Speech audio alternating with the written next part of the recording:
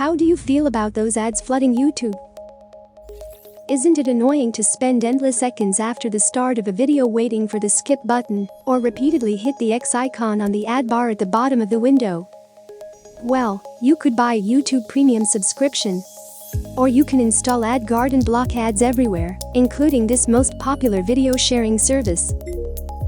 On a Mac or Windows PC, it's enough to turn on AdGuard to stop seeing YouTube ads. On smartphones, it's a little more tricky. You can't block ads directly in the YouTube app.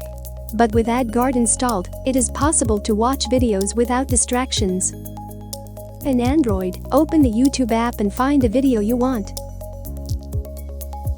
Tap the share button and select AdGuard from the list. A new ad-free player window will open. Enjoy! On iOS, use a similar way. Open the YouTube app and pick the desired video. Tap the share button and select block ads on YouTube by AdGuard from the list. A new window will open for your video. No ads either. In iOS, you can also remove ads from videos in Safari. To do this, open your iPhone settings, find Safari, and tap Extensions.